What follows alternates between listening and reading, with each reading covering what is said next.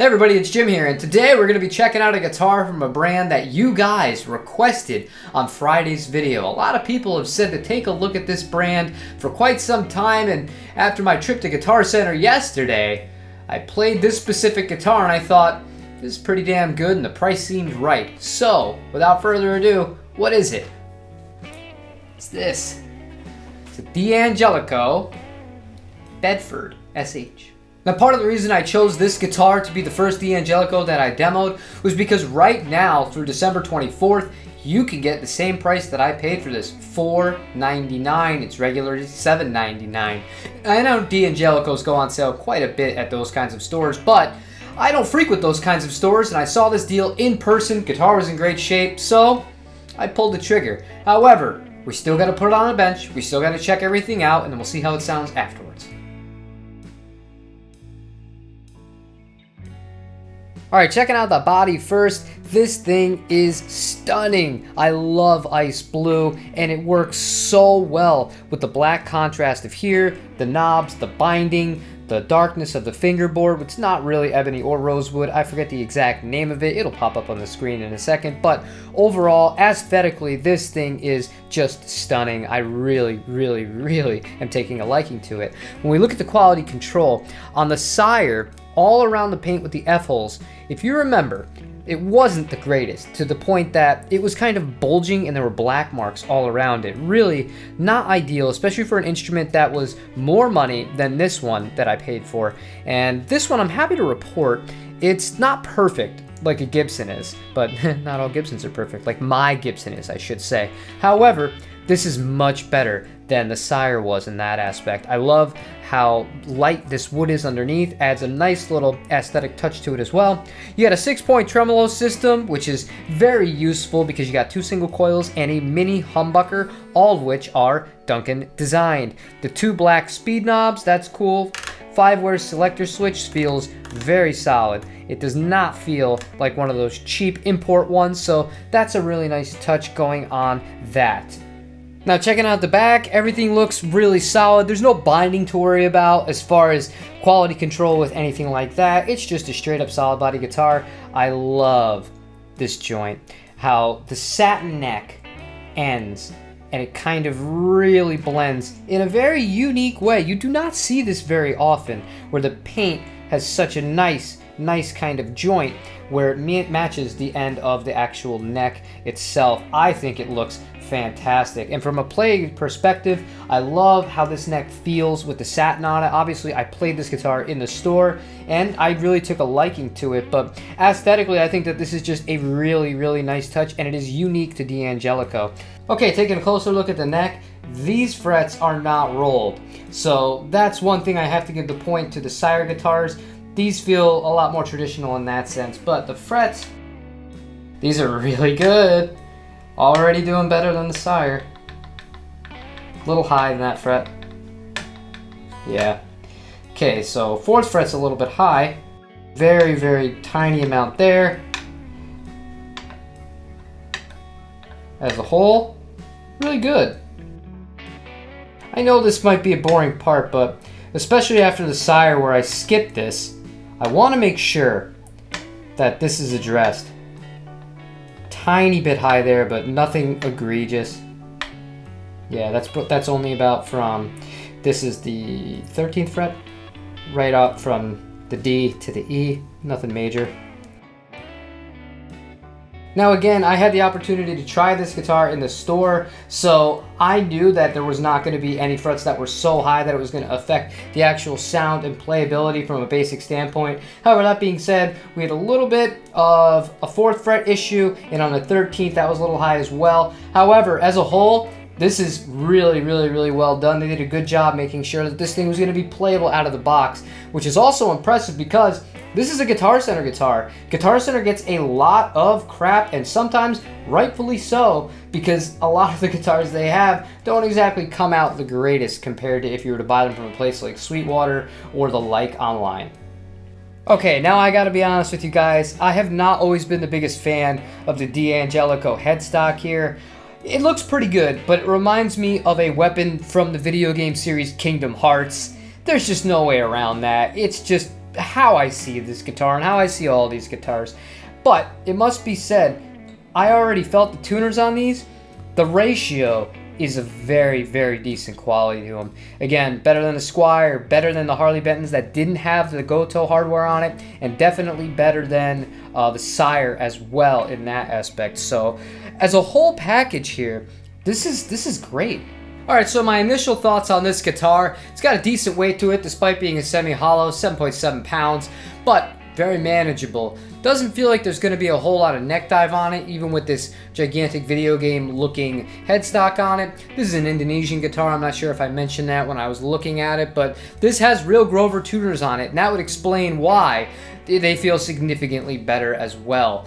But as a whole, really nice. The only other thing I'll have to say before I plug this thing and start playing it, this is a very thin neck. It would not surprise me if this was as thin, if not a little bit thinner, than the Capital Nita Thin Line, which came out at 0.88 neck thickness at the 12th fret. So for me, that's not my favorite. I like it when they're a little bit thicker, but I was really interested in this guitar. I thought the price was right, and yeah, seemed like a good gamble. So without further ado, let's see what this thing sounds like.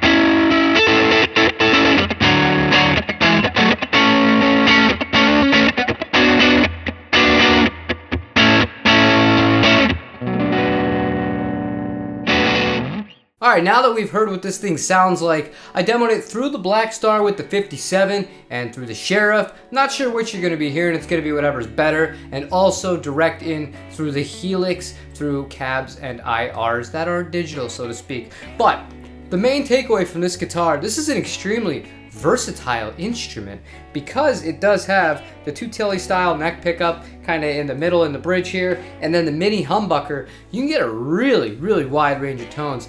Everywhere from crystal clear to funk, which, you know, I kind of like those lines, and I have a lot of fun playing that style of music. This was a very comfortable guitar to play, minus, I have to say, I still don't love necks that are this thin, but this one, it feels like such a better quality one than some of the other thinner ones I may have had in recently and complained about the thickness. However, it doesn't bother me as much on this guitar as it did on the previous. But as a whole here, there was no issues with fretting out. There was no real issues with anything outside of a little bit of tuning stability, but I'm going to chalk that up to being a Guitar Center guitar that needs a fresh new strings that are stretched out properly, and the tremolo system really needs to be dialed into float for it to be able to really consistently stay in tune.